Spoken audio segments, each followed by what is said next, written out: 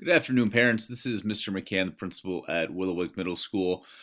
So what I wanted to do is provide just a quick video tutorial based off of the email that was sent to everyone this past weekend in regards to our distant learning initiative, and try to get our parents familiar with some of the software and the programming that we'll be using.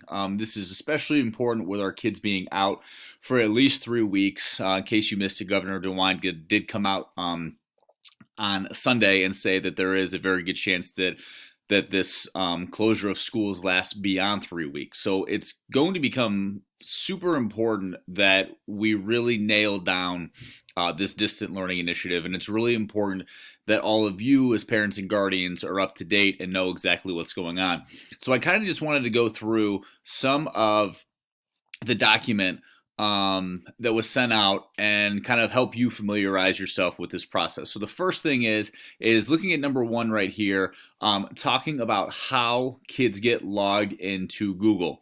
And so one of our intervention specialists, Ms. Myers, put together this Google doc that gives you the way to get into your kids' login information. Now, all of your kids should know how to log on to their to Google using their school info, and even though kids may have their own personal accounts, they need to be able and get into Google using their student accounts that the district gave them. So this kind of breaks down all the information. So follow kind of the examples there, and that will help you as far as getting your kids logged into Google Classroom. If you do have any issues as far as maybe you don't know your student's ID and they don't know their ID, Parent Portal and has that information. If you're not able to log in, you can send one of us an email and we can get that information to you.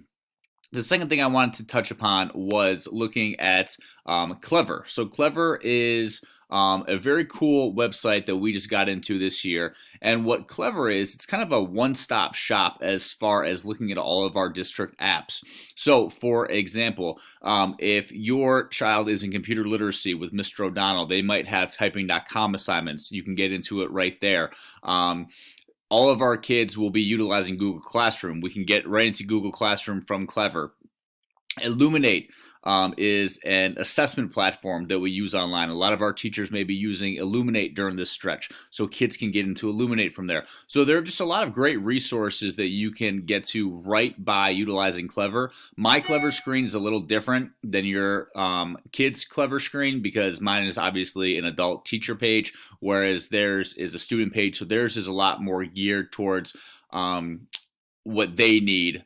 And it's just a great tool to utilize. So I encourage you to get very familiar with their Google information and getting into Clever. And the last thing that I wanted to talk about was Google Classroom. So this is what Google Classroom looks like. So for professional development that we're doing on Monday, Mr. Stasa, our assistant principal, actually created this Google Classroom as an example. And so looking at this Google Classroom, this is what we call our learning management system. And some of our teachers may have different learning management systems, but almost all of our teachers will be utilizing Google Classroom. And so this is where all assignments will be posted. This is also where all assignments will be turned in. So it's very important that you as a parent familiarize yourself with Google Classroom, because this, as well as Clever, and then lastly, the parent portal is kind of where your one-stop shop is going to be to try to figure out what is going on.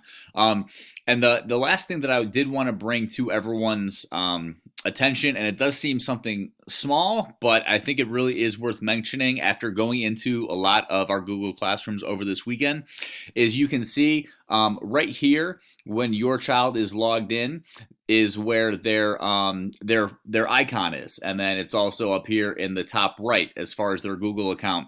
Please, please, please make sure that your child's icon is school appropriate. I came across a couple that were interesting, to say the least, and so I think it's really important in this age of social media and this age talking about how if it's on social media, nothing is ever truly gone. I think it's really important to talk about being a responsible digital citizen, and one easy way to do that as parents is having that conversation with our kids about making sure that our icons are appropriate. So that is pretty much it. The only other thing that I really wanted to discuss and talk about today is once again just focusing on our digital learning and what that's going to look like. Our digital learning, as far as our teachers are concerned, first assignments will be passed out on Wednesday, but attached to this email there is an assignment and a webinar that I want all of our kids to be watching tomorrow, Tuesday. So if you do have any questions, please feel free to email me back. I hope you found this short, quick video useful and helpful. If you do have any questions about anything, again, please feel free to email me, and I will do my best to answer any questions you have. And if I do not have those questions, I will send your questions to somebody who does. So please, I thank you in advance for your patience. This is something we're all learning together. This is going to be just, as they talked about in Governor DeWine's press conference today, this is a once in a lifetime scenario that we're looking at. So we appreciate your flexibility. We appreciate your patience, and just remember that we are all in this together. I think maybe now more than ever. So if, again, we are on the same team, and if you have any questions, please don't hesitate to ask, and we look forward to seeing what this new initiative brings us in the next couple weeks. So with that said, stay safe, and good luck to you and all of your family.